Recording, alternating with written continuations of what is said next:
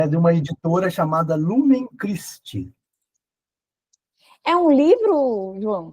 É um livrinho, é um livreto. Foi escrito por monges ou pelo próprio São Bento? Quem escreveu a regra foi São Bento. Sim. Agora, só que não dessa forma como está aqui, né? Isso aqui são os monges beneditinos que depois foram desenvolvendo. Essa aqui, por exemplo, ela foi traduzida por Dom João Evangelista Henô. Não sei se já ouviram falar de Dom João Evangelista Henô. Uhum. O nome dele está aqui, ó. Ele foi um dos maiores estudiosos do Mosteiro de São Bento do Rio de Janeiro.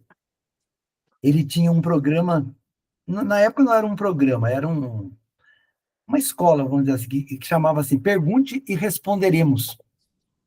Então as pessoas mandavam perguntas sobre a liturgia, sobre a fé católica, e ele respondia em forma de artigos. E os artigos dele eram excepcionais. Ele foi um grande, uma pessoa extremamente culta, né? Então ele que traduziu do latim, porque São Bento escreveu em latim, não é? Tá? Existem algumas edições da regra que tem latim e português. Ainda tem o latim original lá, de São Bento, e o português, tá? A gente encontra também na editora Lumen Christi.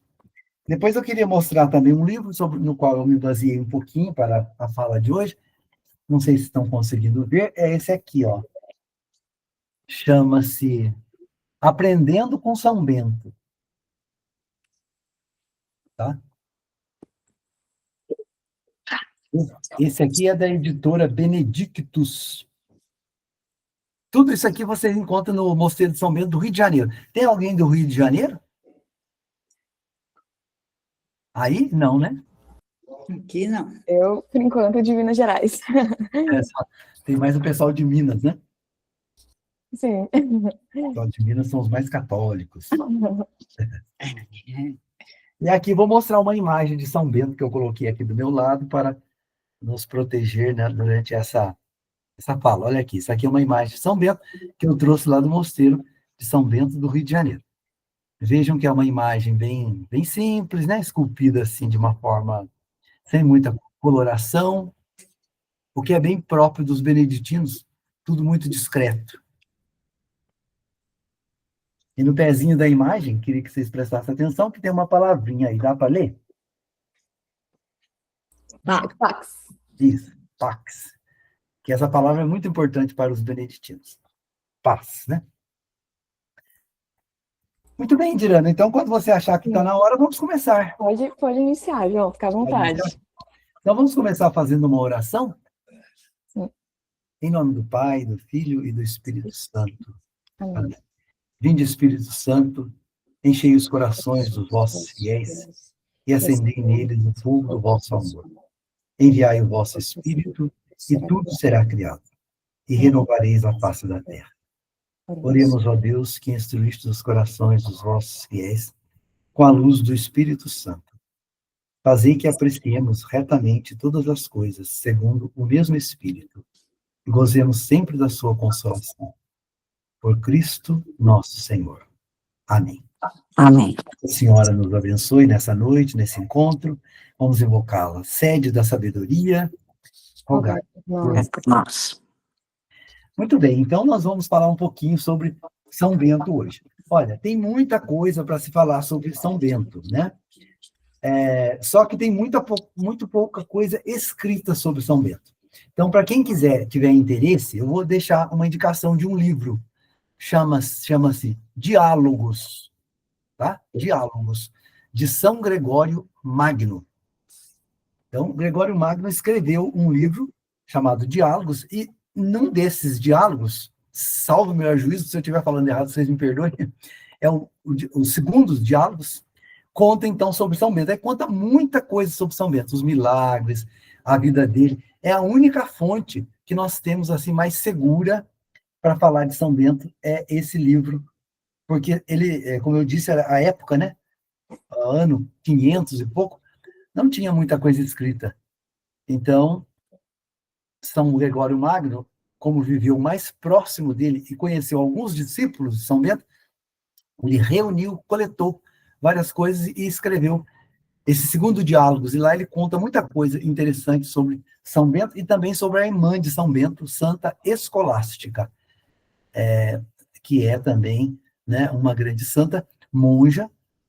Os dois estão sepultados juntos lá em Monte Cassino, no mesmo túmulo.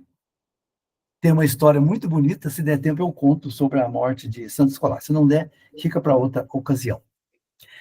Vamos então agora falar um pouquinho. Eu coloquei o tema Caminhando com São Bento na Escola do Senhor, porque a Santa Regra, a gente fala Santa Regra, a Santa Regra de São Bento, ela fala muito sobre o caráter de escola, né? O mosteiro é visto como uma escola, isto é, nós entramos lá para aprender. Aí vocês vão falar, bom, mas quem não é monge ou monja, né? Bom, quem não é monge ou monja também absorve esses conhecimentos ao participar um pouco da vida do mosteiro. É o que acontece com os oblatos e oblatas beneditinos. Para ser oblato ou oblata beneditino, a pessoa precisa ter disposição para a espiritualidade de São Bento e fazer uma preparação que dura 2 anos.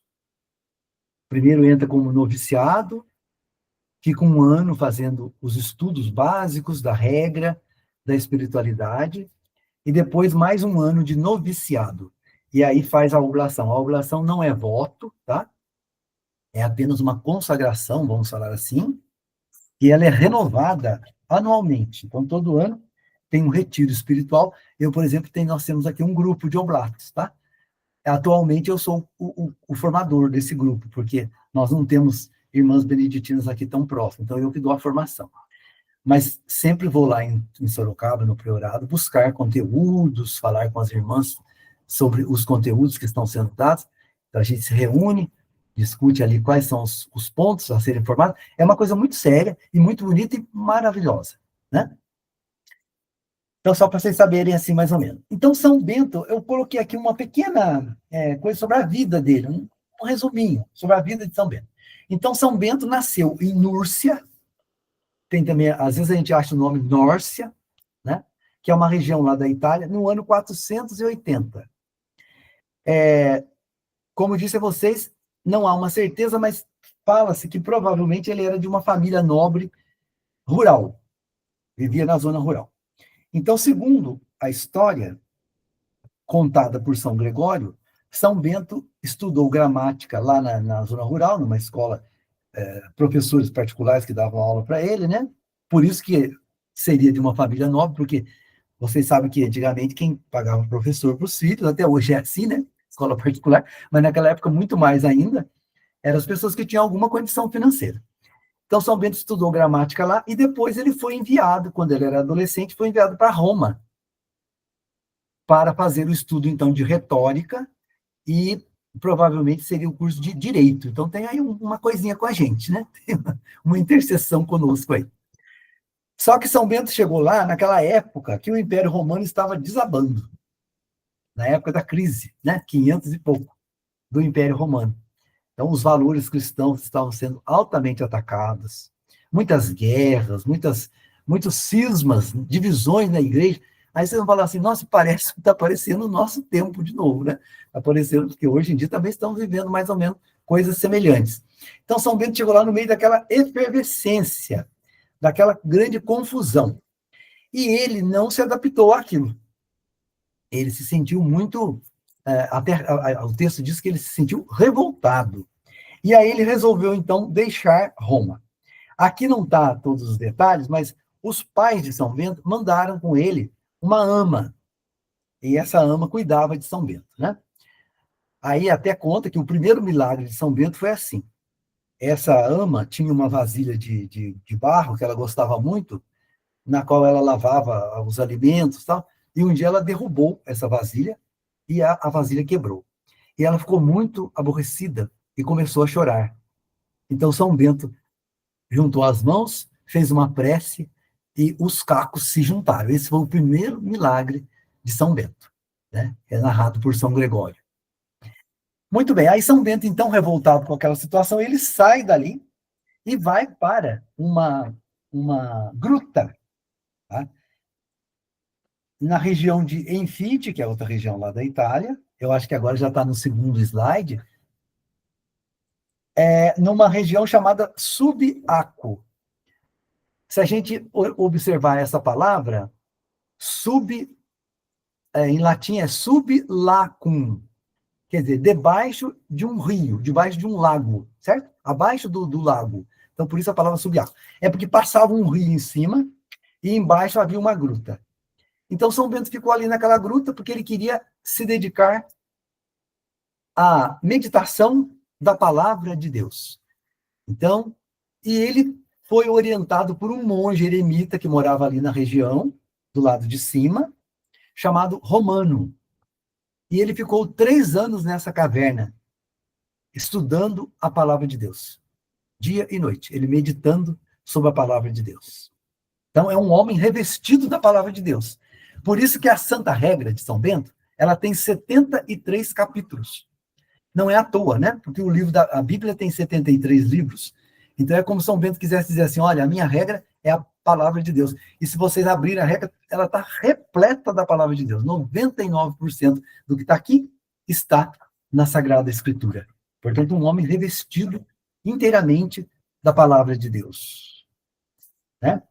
Aí São Bento fica ali durante aqueles 3 anos. Aqui também tem um detalhe que eu não coloquei, mas vou contar só por curiosidade, que esse monge romano, então, para que São Bento não perdesse a noção do tempo, nesse período que ele ficou lá, quando chegava a época da Páscoa, ele amarrava numa corda, porque o lugar era muito difícil de chegar nessa gruta, ele amarrava numa corda um pão especial para São Bento comemorar a Páscoa. Então, São Bento sabia que naquela época era Páscoa. Descia pela corda o pão, São Bento, então, tinha um alimento especial naquela ocasião. E São Bento ficou ali, e depois, em 529, ele, então, parte para Monte Cassino. Não sei se alguém já foi à Itália, já teve a oportunidade de ir a Monte Cassino. Alguém aqui conhece Monte Cassino? Não, né? Mas, então, quando for à Itália, procure ir a Monte Cassino. É fácil, de Roma para lá tem um trem, a gente vai rapidamente. Eu fui uma vez lá. Aí lá tem o primeiro mosteiro de São Bento. Gente, é a coisa mais linda do mundo fazer uma visita a Monte Cassino, viu? Vale a pena. Você vai até a cidade de Cassino, que fica lá embaixo, e depois você tem que pegar um táxi, ou hoje em dia pega Uber, né? E aí você vai assim, fazendo caracol, e você sobe, o Monte Cassino é realmente um monte, fica lá em cima, num lugar bastante isolado, e lá tem um mosteiro magnífico, que foi destruído na Segunda Guerra por causa das bombas, mas os Estados Unidos refizeram integralmente o mosteiro, como era antes. Porque São Bento dizia assim, que onde fosse construída uma igreja dele, né, não assim para ele, mas uma igreja para louvar a Deus, né, em nome dele, mesmo que fosse destruída, ela reviveria. E foi o que aconteceu em Monte Cassino. Ela foi destruída na Segunda Guerra, e embaixo dos escombros eles encontraram um mapa com a planta, né, original, e fizeram tudo de novo, está lá. A maior maravilha, né? O Papa Bento XVI ia lá, gostava muito de lá, porque ele era bastante beneditino, tanto escolheu o nome, né, de Bento, quando foi eleito Papa. Então, em 529, mas antes desse 529, aí tem algumas histórias de São Bento muito interessantes. Por exemplo, nesse período que ele estava lá na caverna, claro, a vida de santidade, ela chama as pessoas, concordam? Quando a pessoa está vivendo uma vida de santidade, as pessoas vão se aproximando. Ele queria ficar isolado, mas ele não conseguia. Ia muita gente lá pedir oração, levar os filhos para dar uma bênção, e São Bento fez muitos milagres ali. Então, havia ali por perto um mosteiro de outros monges, e esses outros monges pediram, não eram beneditinos, porque nem havia beneditino ainda, pediram para São Bento ir lá para governá-los, para ser o abade deles, né? E São Bento disse assim, olha, São Bento conhecia esse mosteiro, sabia dos costumes, e disse assim, não vai dar certo, porque os meus costumes não são iguais aos de vocês. Aí eles insistiram tanto que ele disse, bom, então eu vou. Aí ele foi. Aí chegou lá, claro, ele quis colocar as coisas do jeito dele, verdadeiramente a valorização da palavra de Deus, da oração, do espírito de oração e de santidade. Aí tentaram envenená-lo, né? Então colocaram veneno na taça de vinho de São Bento. Mas São Bento não comia nenhum alimento sem traçar o sinal da cruz. Aliás, esse é um costume nosso também, beneditino. Todos nós, beneditinos, temos esse costume. Ao colocar-nos à mesa, nunca comemos sem traçar o sinal da cruz. Então, quando São Bento traça o sinal da cruz, o cálice partiu. Né? E aí São Bento, então, percebeu. E ele se levantou, não disse uma palavra e foi embora. Então, esse foi também um fato interessante, um dos fatos. Bom, mas em 529 ele vai para Monte Cassino. Monte Cassino era um lugar de culto de deuses pagãos. Então, São Bento chegou lá, destruiu todos aqueles monumentos do paganismo e começou a construir o seu mosteiro. E aí São Gregório Magno vai narrar lá no Livro dos Diálogos que houve fatos muito interessantes nessa época, porque São Gregório narra que o demônio, para tentar São Bento, né, fez de tudo para atrapalhar a obra dele. Né? Até mesmo chegando a atirar pedras em São Bento. Então, ele teve uma luta muito grande com o mal, vamos falar assim. Mas ele conseguiu vencer tudo isso, eu não vou contar aqui os detalhes, porque senão fica muito comprido, né? E ele constrói lá, então, o primeiro mosteiro. Funda o primeiro mosteiro. Agora sim, mosteiro beneditino. E lá ele escreve a regra. Durante todos aqueles anos, ele vai escrevendo a regra. Ele morre depois em 500, se não me engano, em 547, daqui a pouco nós vamos ver. E, segundo a tradição, também narrada por São Gregório, São Bento morreu de pé.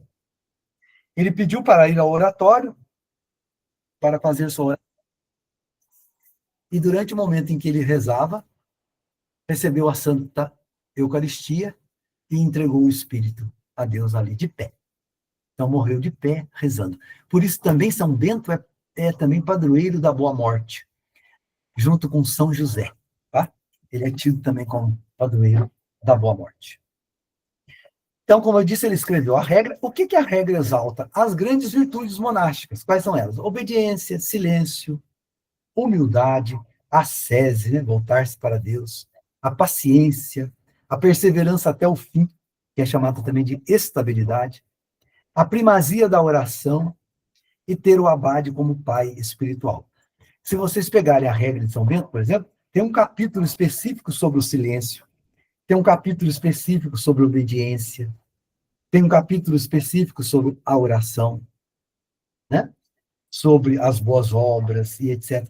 Então, tudo que pode nos aproximar de Deus. Por exemplo, o capítulo 4 são os instrumentos das boas obras. Então, São Bento escreve assim. Eu não vou poder ler muita coisa para vocês, só para vocês sentirem um gostinho. Primeiramente, amar ao Senhor Deus de todo o coração, com toda a alma, com todas as forças. Depois, amar ao próximo como a si mesmo. Depois, em seguida, não matar, não cometer adultério, não furtar, não cobiçar, não levantar falso testemunho. Estão vendo como é a Sagrada Escritura? Aqui praticamente estão os 10 mandamentos. E em cima está o resumo que Jesus fez, né? Amar a Deus e amar ao próximo. Percebe? Então, por isso que eu falei, ele era um homem tão revestido da Sagrada Escritura que ele abria a boca e falava somente da Sagrada Escritura. Totalmente revestido da Sagrada Escritura. Tivemos agora aqui em Aparecida um congresso bíblico, porque eu faço parte da Academia Marial de Aparecida, e teve agora em outubro, e o tema do congresso esse ano foi: no início era a palavra e tudo foi criado pela palavra. Né? Então, a Basílica de Aparecida está sendo revestida pela palavra de Deus, e o sentido é: cada um de nós é templo vivo de Deus, como aquela igreja. Né? Então, nós temos também que nos revestir da palavra de Deus. Então, eu fico imaginando que São Bento era assim, uma pessoa totalmente revestida da palavra de Deus. Então, eu falei para vocês, esse capítulo trata dos instrumentos das boas obras. É lindo esse capítulo. Depois, o capítulo 5º é da obediência. Né? Então, ele fala, o primeiro grau da humildade é a obediência. Depois tem outro que trata da humildade, o silêncio. O silêncio, o capítulo do silêncio, por exemplo, começa assim: façamos o que diz o profeta. Aí abre aspas. Eu disse: guardarei os meus caminhos para que não peque pela língua. Pus uma guarda à minha boca, emudeci, humilhei-me e calei as coisas boas. Vejam vocês que aqui nós temos o Salmo 38, temos a segunda carta de Coríntios, temos o Eclesiástico, várias citações bíblicas que nós poderíamos encaixar nesse texto. Tá? E a regra ela vai citando esses textos bíblicos, você pode também ir lá e conferir. Então, são esses valores aí. São esses valores que os monges e monjas beneditinos procuram cultivar. A estabilidade é uma marca característica de São Bento. O que significa essa estabilidade? Perseverança. Então, por exemplo, o monge ele fica até o fim naquele mosteiro. Né?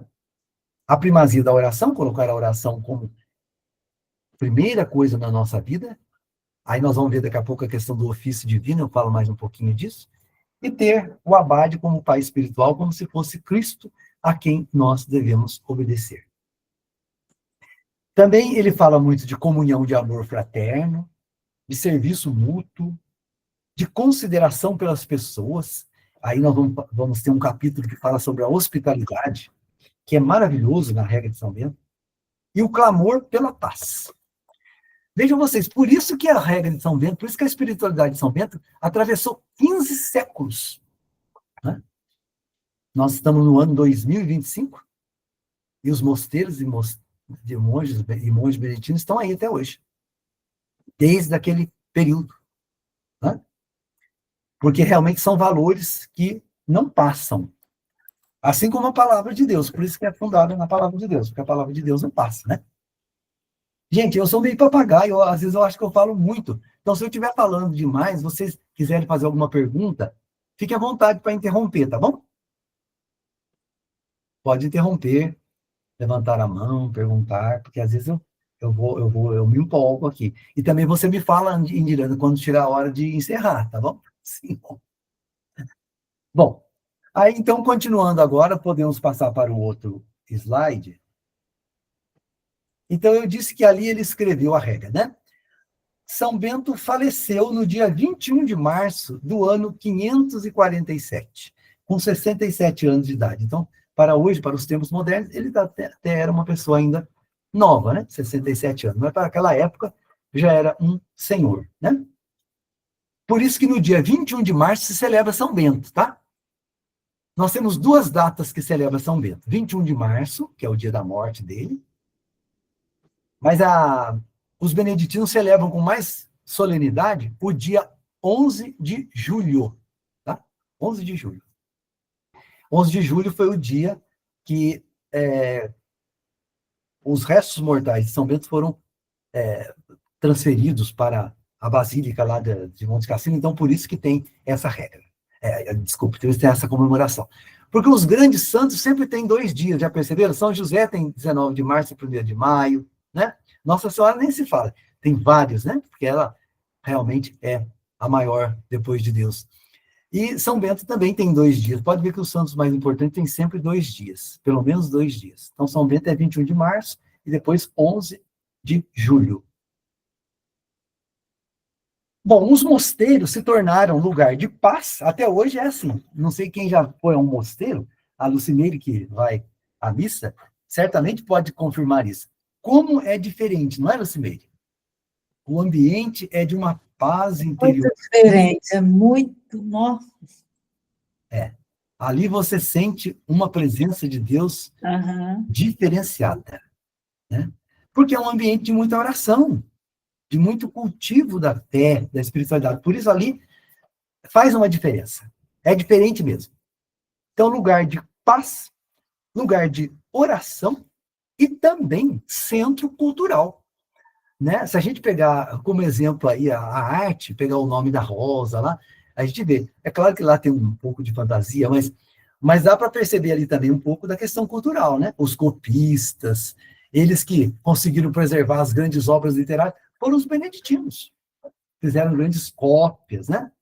Por isso que São Bento é tido como patrono da Europa, da cultura ocidental. O Papa Paulo VI lá, proclamou São Bento padroeiro da Europa devido a isso. Porque, veja, era tempo dos bárbaros. Vocês imaginam, os bárbaros invadindo a península ali, né? Invadindo Roma, invadindo tudo.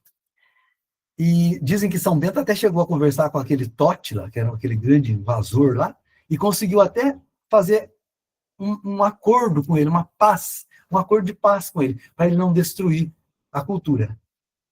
E São Bento foi ensinando, porque os mosteiros, o que eles faziam? Eles cultivavam a terra, porque eles tinham estabilidade, eles paravam ali, eles não eram nômades que ficavam de galho em galho, eles paravam. Então eles cultivavam a terra, plantavam. Aí quando os bárbaros foram chegando e foram vendo aquilo, eles falaram, opa, peraí, parece que é bom ficar por aqui. Então foram formando as cidades, entenderam?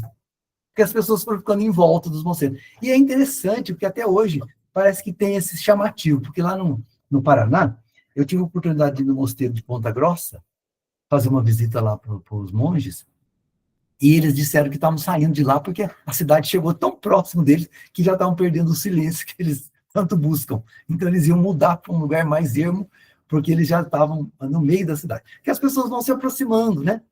Vão se aproximando ali. E foi isso que aconteceu na Europa, segundo os estudos. E os mosteiros funcionavam como escolas, muitos pais levavam os filhos e entregavam para os monges para a educação. Até nós temos uma história muito bonita, eu não vou poder contar com detalhes, mas vou contar só por cima. A história da Salve Rainha, por exemplo, foi assim.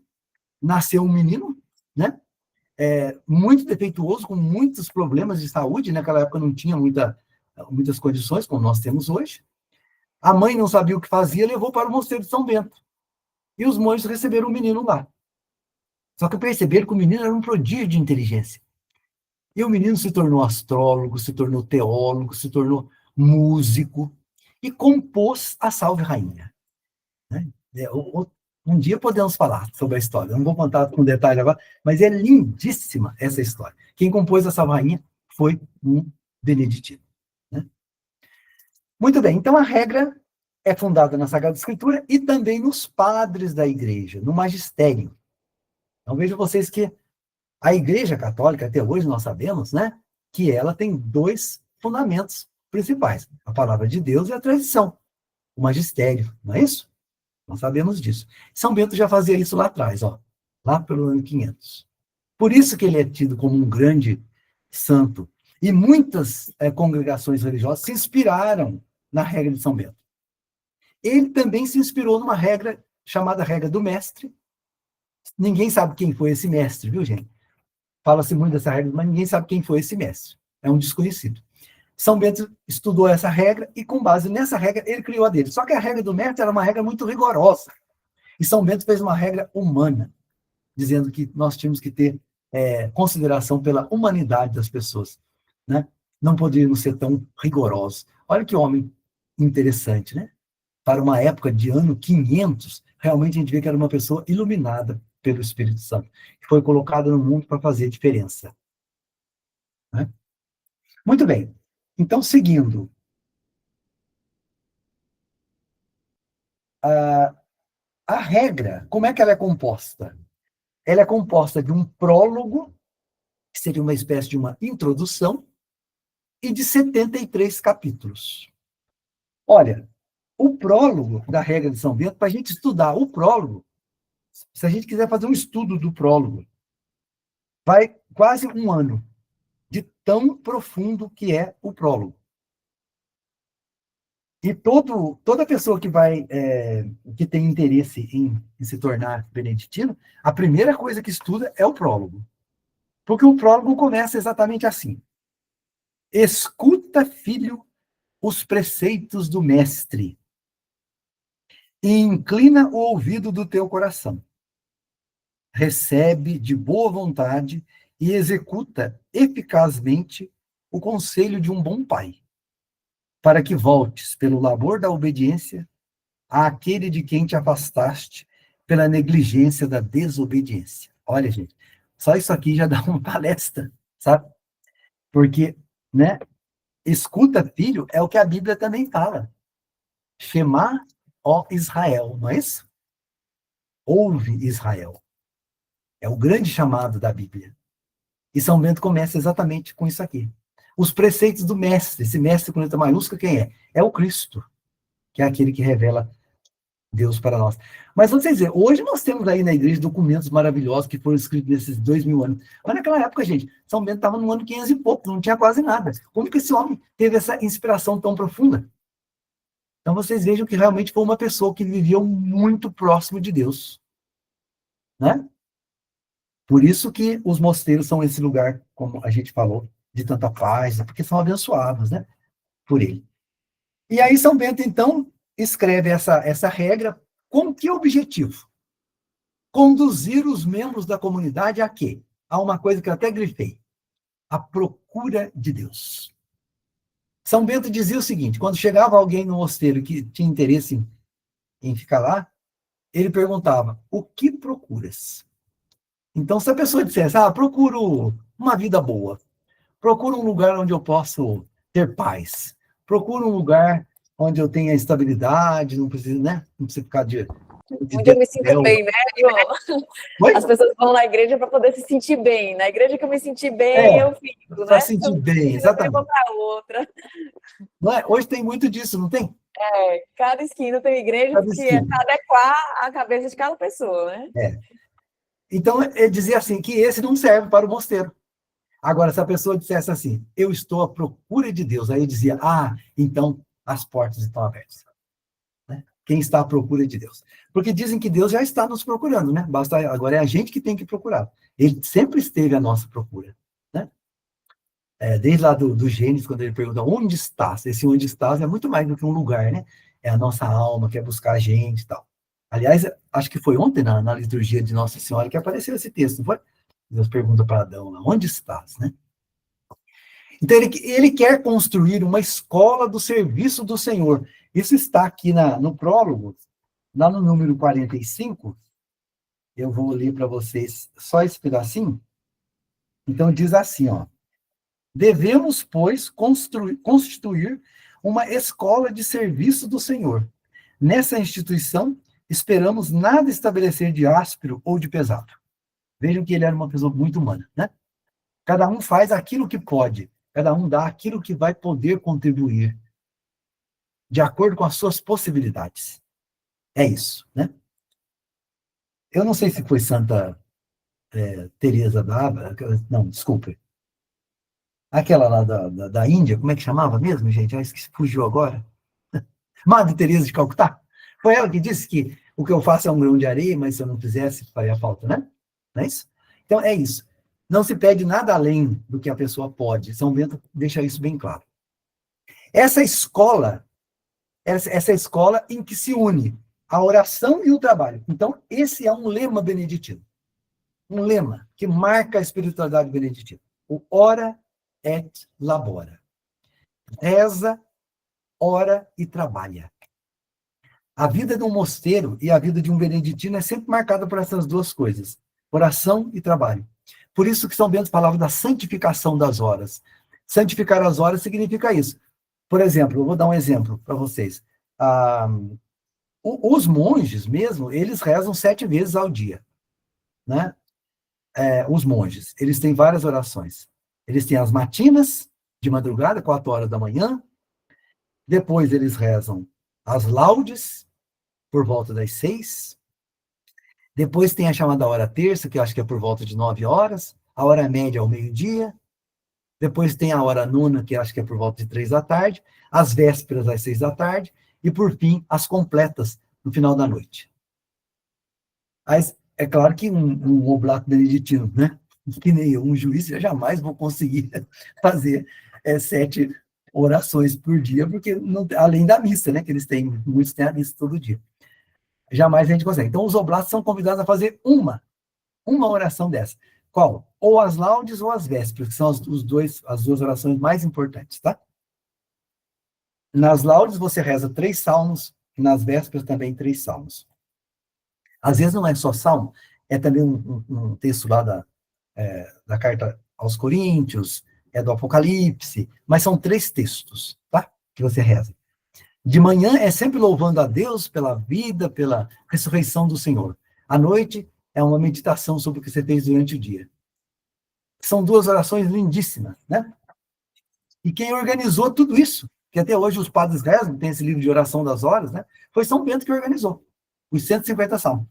Diz que no tempo dele, os 150 salmos eram rezados todos os dias, né? Depois, isso foi diminuindo, aí ficou por uma semana. Então, os monges falam assim que os monges atuais são preguiçosos, porque não rezam todos os salmos, todos os dias, né? Mas é porque a vida mudou, as coisas mudaram. Hoje não teria condições de fazer tanta oração como se fazia na época. Bom, mas então o lema Ora et Labora. São Bento promoveu o cultivo racional das terras, eu já falei, né? Naqueles tempos de invasões, e a transformação de costumes. Então, em vez de explorar a terra, destruí-la, e depois ir embora para outro lugar, para destruir outro lugar, não. Ele dizia, vamos cultivar, vamos cuidar. Então, eu vejo em São Bento um princípio ecológico já também, sabe? Muito claro, de cuidar das coisas. E ele tinha um lema que dizia o seguinte, nós devemos cuidar de tudo que está ao nosso redor, como se fossem vasos sagrados do altar. Olha que coisa bonita. Por isso, vocês veem que as coisas de Beneditino, vão no mosteiro para vocês verem, é tudo muito organizado, limpinho, né? Conservado, perfeito. Ali tem móveis antiquíssimos, estão intactos, porque eles cuidam muito bem, porque São Bento dizia, é preciso cuidar das coisas como se fossem os vasos sagrados do altar. Ora, como é que nós vamos cuidar de um vaso sagrado do altar? Quando nós estamos com um cálice, uma patena, né, uma âmbula na mão, nós temos o maior cuidado e o maior carinho. Então, ele dizia, assim deve ser também o cuidado com as coisas. Sabedoria, não? Grande sabedoria. Anticonsumismo, né? Que a gente fica trocando toda hora e tal. E aumentando o lixo no mundo, enfim. Olha, tem muita coisa que a gente pode aprender com São Bento. Depois também, apelo pelo perdão e pela paz. Isso aqui nós vamos encontrar em vários pontos da regra. Eu vou citar como exemplo aqui para vocês, por exemplo, a ARB 4, ou seja, o capítulo 4 da regra de São Bento, lá no número 72, diz assim, orar no amor de Cristo pelos inimigos, voltar à paz antes do pôr do sol com aqueles com quem teve desavença. Olha, Jesus não manda rezar pelos inimigos? Então tá aí, ó, Sagrada Escritura. Né? Depois, também no capítulo 72 da regra, lá quase já no final, ele vai falar também mais ou menos essa mesma coisa. Quer ver? Deixa eu achar aqui para vocês, porque vale a pena citar alguns desses ensinamentos, que são muito bonitos, né? Deixa eu só achar aqui o 72. Que eu queria ler para vocês esse pedacinho. Aqui, ó, o 72.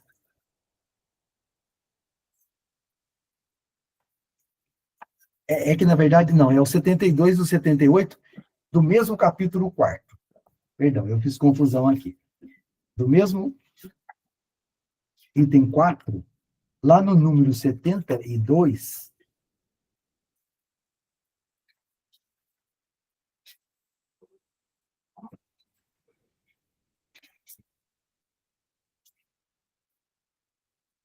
eu vou achar porque vale a pena para ler. Ele fala assim, ó. Ah, não, já li para vocês. É orar no amor de Cristo. Acho que eu fiz confusão, gente, perdão. Eu já li, tá, ótimo. Então vamos prosseguir. É o que eu já acabei de ler. Bom, eu não posso falar muito da regra, tal, porque senão a gente se perde muito aqui agora, né? Porque são muitas coisas para se estudar. Nós vamos falar um pouquinho agora da espiritualidade beneditina. Dá tempo, Indirane, de falar um pouquinho? Dá sim, João. Dá? Tá. Então, um pouquinho da espiritualidade, né? Porque acho que o que mais interessa quando a gente fala de São Bento é ver a espiritualidade dele, o que ele ensina, o que ele traz para nós. Então, ofício divino. O ofício divino é, assim, o ponto central da espiritualidade de São Bento, que é a santificação do tempo pela oração. Então, São Bento dizia, nós temos que conjugar as duas coisas, o nosso trabalho com a nossa oração, a nossa oração com o nosso trabalho.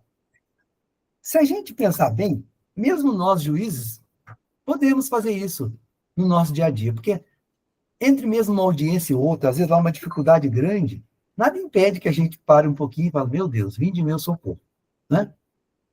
Dá-me uma inspiração, o que fazer diante dessa dificuldade? Pronto, você já fez uma oração, você já está ali unindo oração com trabalho. Não é verdade? Não é uma coisa assim, não é ficar rezando o dia inteiro de joelho, não é isso, não. Os beneditinos são muito trabalhadores. São Bento dizia assim, olha, cada mosteiro tem que se automanter. Não tem nada que ficar um mosteiro pedindo coisa pro outro. E até hoje é assim, vocês podem ir no mosteiro, você ver. Lá, as monjas fazem pão, o outro faz coisas para vender, faz vela, faz obras de arte, né? São lugares de produção, todos trabalham. Não tem, como se diz, não tem moleza ali, não. Todos ali trabalham e trabalham bastante, né? Horas na bola. Mas a santificação desse tempo. E aí São Bento tem um capítulo da regra que ele ensina até como se deve salmodiar. Isso é, como que você deve rezar o seu salmo. O salmo, quando você vai rezar o salmo.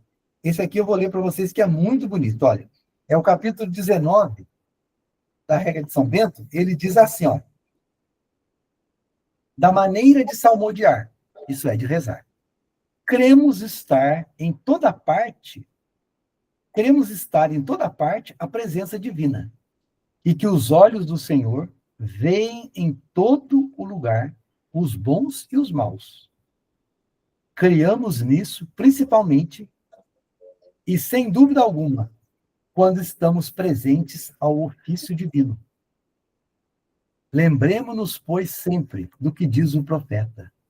Servi ao Senhor no temor, e também salmodiai sabiamente. E ainda, cantar-vos-ei em face dos anjos. Consideremos, pois, de que maneira cumpre estar na presença da divindade de seus anjos. E tal seja a nossa presença na salmodia, que nossa mente concorde com nossa voz. Isso aqui é maravilhoso. Ele diz o seguinte, quando nós vamos nos colocar na presença de Deus, nós temos que pensar, nós estamos na presença de Deus e dos seus anjos. Então, é um momento de recolhimento profundo. E aquilo que vier à nossa boca, a oração que brotar dos nossos lábios, deve estar em concordância com o nosso coração. Gente, isso é fazer uma oração profunda. Não é de boca para fora. É vir do coração. É diferente quando você reza assim. Né? É rezar vindo do coração. É isso que ele ensina. Maneira de salmodiar. Eu acabei lendo inteiro aqui para vocês. Olha. Vejam bem. Esse é o capítulo 19 da regra de São Bento. Depois, Alexio Divino. O que é Alexio Divina? É a leitura orante da palavra de Deus. Eu acho bonito porque aqui no nosso grupo teve aquele menino que publica todo dia. É Ramon o nome dele, né? Que é de Minas aí. Eu estou acompanhando ele direto agora. Eu até passo para os oblatos. Porque que bonita, que Lexio Divina que ele faz, não? Que maravilha, que inspiração que tem esse rapaz. Lexio Divina é isso, é a leitura orante da palavra de Deus. É você ler a palavra de Deus e depois transformar em oração. Né?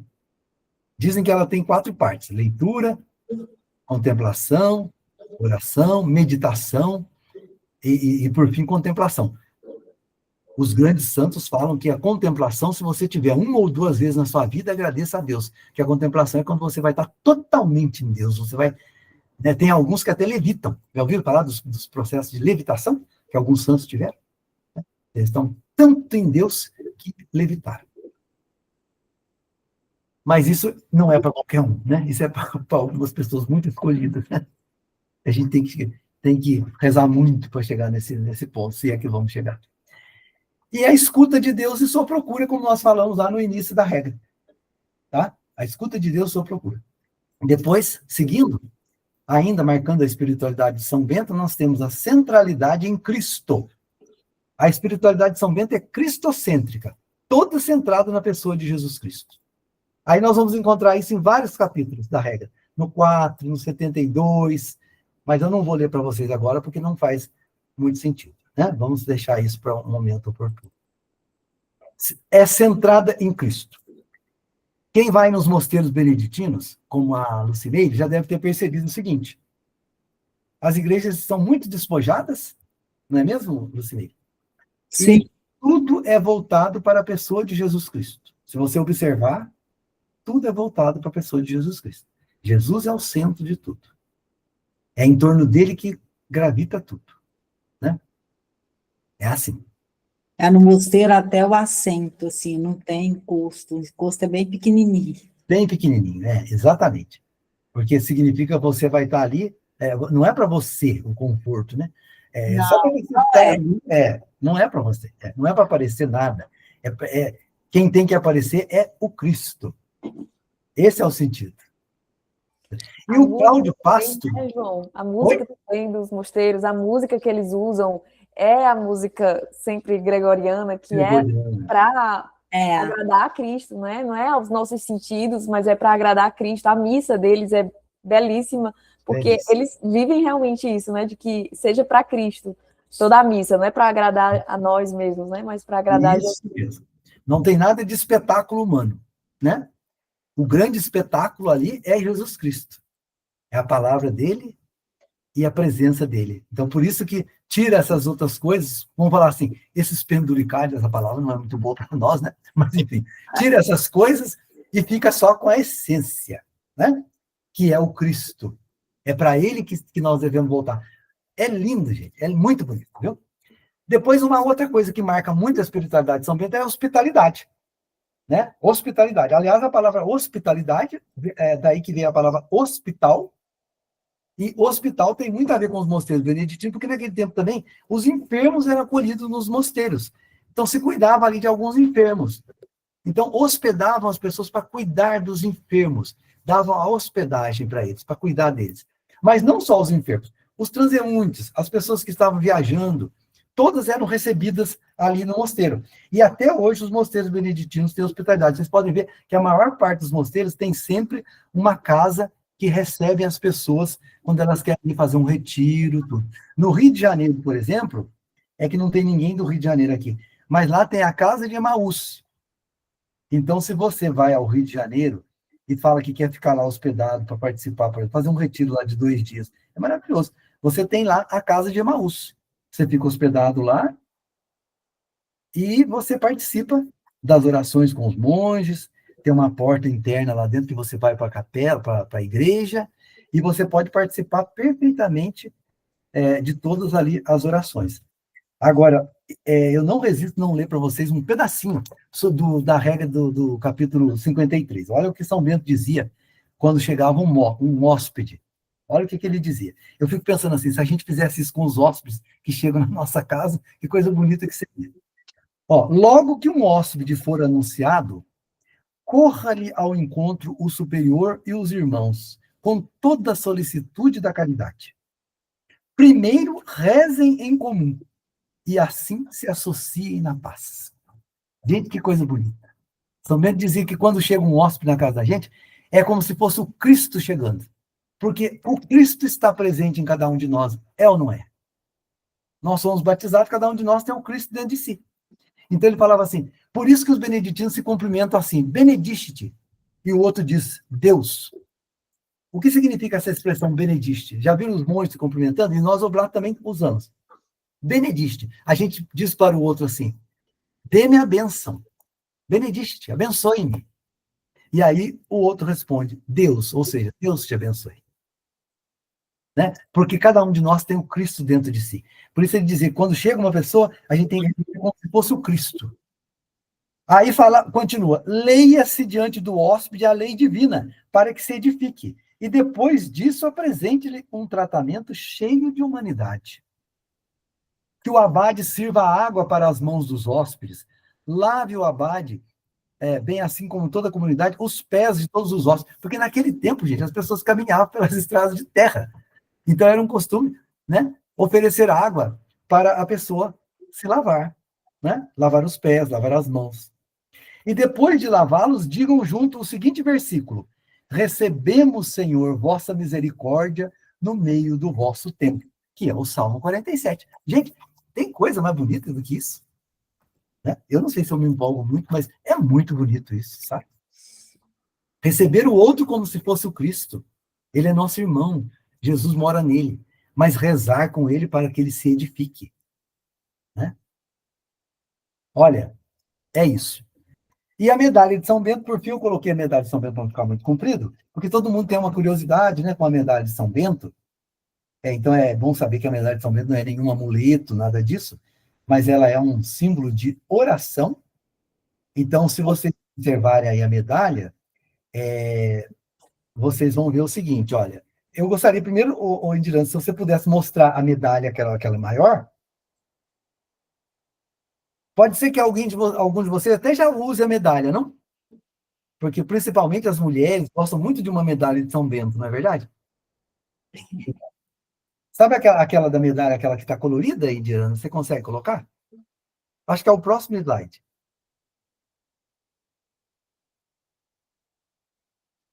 Porque ela está mais visível para eles verem. Se não conseguir, não tem problema. A gente tenta com essa aqui mesmo. É que eu queria mostrar para vocês como é que é a oração da medalha, tá? Porque é muito bonita e é uma coisa... Olha, eu vou contando aqui enquanto ela vai achando, eu vou contando uma história da medalha. Conta-se que uma vez na Europa teve uma grande peste que, né, pegou todo mundo lá. Mas os mosteiros e as casas onde tinha a medalha de São Bento, não houve. Ela não chegou, tá? Então, para vocês verem o poder que tem, né, a oração. Olha aí, ó. A medalha, do lado de lá, é a figura de São Bento. Não dá para mostrar agora, porque eu peguei o lado da oração. Aqui vocês observam, ó, que tem a cruz, né? Então, Cristo como centro, a sua cruz. E aí temos aí, as primeiras inscrições são CSPB, que significa Crux Sancta Patris Benedictus, a cruz sagrada de nosso pai São Bento. Porque para os monges São Bento é tido como um pai. Pai porque ele fundou, né, a espiritualidade beneditina. Então, a cruz sagrada do pai São Bento. Aí depois, na cruz, vocês vão ver o CSSML, depois o NDSMD. Eu coloquei aí para vocês o que significa, depois vocês podem ver. O que significa isso, né? Ó, então vamos lá. A cruz, ó, a crux sacra sit mi lux, na vertical. Agora na horizontal. Non tra sit mi dux. Então isso significa: a cruz sagrada seja a minha luz. Não seja o dragão o meu guia. Por isso que essa medalha é de exorcismo. Então, quando você está usando a medalha, você está exorcizando todo o mal que possa te rodear. Só pelo uso da medalha, com fé. Mas é bom que a medalha seja benzida com a bênção do exorcismo. Aí vocês vão falar, tem quem que faz a bênção da medalha com exorcismo? Um monge beneditino, tá bom? Ou então um padre que tenha conhecimento da espiritualidade. Eu tenho a oração da bênção com o exorcismo. Se alguém quiser, depois eu posso mandar uma cópia. Daí você pode levar para o seu padre e ele reza aquela oração. Aí tem valor de exorcismo, tá bom? Porque é uma coisa bem séria mesmo. Depois, do lado, ó, vamos pegar aqui do lado direito. Você tem VR, SNSMD e depois SMQLIVB. Aqui é a oração completa. Então é Vade retro Satana. Vá de retro, Satanás. Vai para trás, Satanás. Nunquam suade mi vana. Nunca me aconselhe coisas vãs. Stunt mala que libas. Ó, SMG. É o mal que tu me ofereces.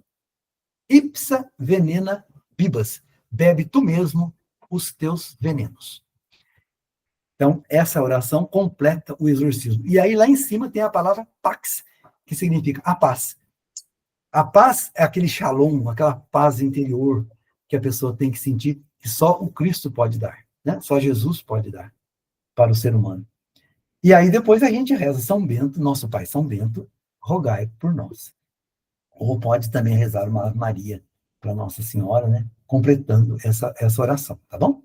Então, quem tem a espiritualidade, é bom que pelo menos reze todo dia. Pelo menos essas do meio aí, sabe? A cruz sagrada seja minha luz, não seja o dragão o meu guia. Pronto. Isso já é o suficiente. Mas quando tiver tempo, reza a oração completa. Então, é isso, gente. Eu teria muitas outras coisas, mas eu acho que para o nosso objetivo é esse, né?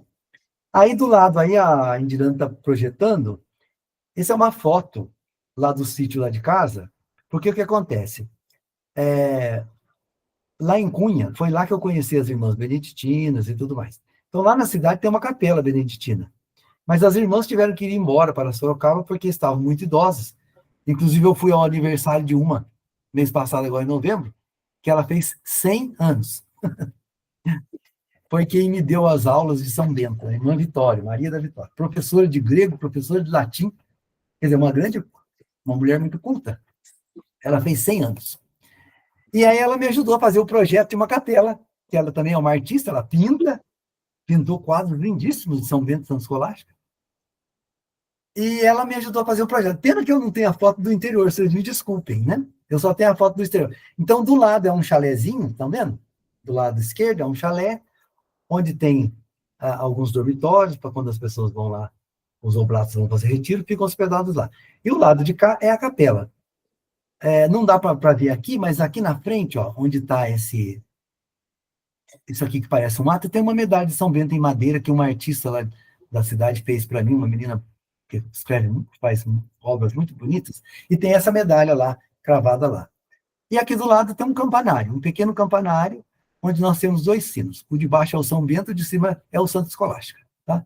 Então, quando tem algum evento beneditino lá em casa, aí esses sinos então ressoam. São 2 sininhos lá. Tá bom? Então, é lá que nós fazemos nossos retiros, uma vez por ano. Tá? Acontece aí, no sítio. Depois para cá tem a casa, não dá para mostrar a casa, mas a casa é onde eu recebo as pessoas, do almoço, as refeições são feitas lá. Tá bom? Era isso que eu tinha para falar para vocês da espiritualidade de São Bento. A gente agradece, João, foi maravilhoso. Tenho certeza que para todo mundo foi muitas informações que a gente não sabia da espiritualidade de São Bento, de como eles rezam. Meu marido, inclusive, fez um retiro no mosteiro no Paraná. Ele passou uma semana lá. E ele falou tudo isso, assim, que você falou realmente, que eles tratam como se fosse Jesus que eles estão recebendo. Eles cobram, assim, um valor insignificante para você passar lá em um lugar que eles tratam você como se fosse um rei, realmente. Você vê como eles vivem aquilo no silêncio, ele falando que os monges que realmente nem olham no rosto das pessoas, porque tem, às vezes, alguns... Eu acho que não são beneditinos, o que ele foi cisterciense. São Bernardo. Então, os cistercienses, eles também são beneditinos, viu? Eles seguem a regra de São Bento também. E assim, fazem volta de silêncio, então não falam realmente. Assim, é um mundo do céu, realmente, que eles vivem essa palavra e que a gente consegue aplicar também na nossa vida, né? Às vezes a gente fala demais e a língua nem sempre da língua vem coisas boas. Perfeitamente, é isso mesmo. Tem vários ramos, sabe? Porque depois foram criando vários ramos, mas todos eles seguem a santa regra de São Bento. E eles têm todos os horários, assim, acordam 3 horas da manhã, tomam vida realmente entregue, né? E de muito trabalho, realmente, porque eles fazem tudo lá, alimentação, tudo. Eles vivem, eles se autovivem, né? Eles não precisam de nada de fora, só precisam de Deus mesmo. Exatamente. Você pode ver que os mosteiros são lugares sempre muito bonitos, né? Muito bem cuidados. Sabe, tem os estudiosos de São Bento dizem que os mosteiros são oficinas. Porque na oficina, qual sentido? A oficina é o lugar que você transforma, né? A matéria bruta em coisa útil. Então, o ser humano entra lá e ele vai sendo transformado, né, para Deus. Então, é uma oficina. Com certeza. Então, a gente agradece, gente. Quem quiser partilhar alguma coisa, pode só ligar o microfone, tá? Alguém quer falar alguma coisa? Eu fui já no... Muito obrigada, João, pelos seus esclarecimentos, gostei bastante. Eu fui no mosteiro aqui pertinho de casa, eu moro aqui em Barueri, em Itapecerica da Serra, não sei se você conhece. Itapecerica. Eu fiz um curso lá, fiquei uma semana, e eles recebem as pessoas. Se você quiser ficar lá uma semana estudando, você pode ficar, paga bem pouquinho mesmo. E tinha uma história, a semana que eu fui, eu conversei muito com um monge lá, uma história muito linda. Ele era comissário de bordo e sempre fazia assim, tirava as férias para fazer essas viagens assim santas, né? E aí ele resolveu numa dessas viagens resolveu abandonar a carreira, um moço bonito, de uns 30 anos. E Olha, foi ser monge, estava lá no tá mosteiro. vendo? Que beleza. É assim mesmo. Aqui em Campos do Jordão também tem umas histórias muito bonitas. Sabia que aqui em Campos do Jordão também tem um mosteiro beneditino, sabe? Ah, você não sabe. Monjas. E vocês podem ficar hospedados, viu? Então, quem vier passear em Campos do Jordão e de repente tiver à vontade, é o Mosteiro de São João. Depois é só colocar na internet, você procura lá, Mosteiro de São João. Aí você entra, tem o site, você pode fazer a sua reserva, tudo. Essas peregrinações que vêm para Aparecida, quase todos passam lá. E são muito bem recebidos, viu? Tem uma capela lindíssima, as irmãs recebem com todo carinho, também é barato, é o preço de custo mesmo, e elas têm o maior prazer em receber, viu? Aqui em Campos do Jordão. Boa dica. Pois é. Pois então, Muito obrigada, João. João. Deus abençoe, Deus lhe pague, receba muitas bênçãos do céu, que São Bento interceda por você e por todos nós. Amém. Amém. Obrigada, João. Obrigada, João. Um abraço, gente. Foi um prazer, Até a viu? próxima. Prazer é Um nosso. abraço, boa Tá noite. bom. Então, a proteção de São Bento para todos nós. Amém. Amém. Amém.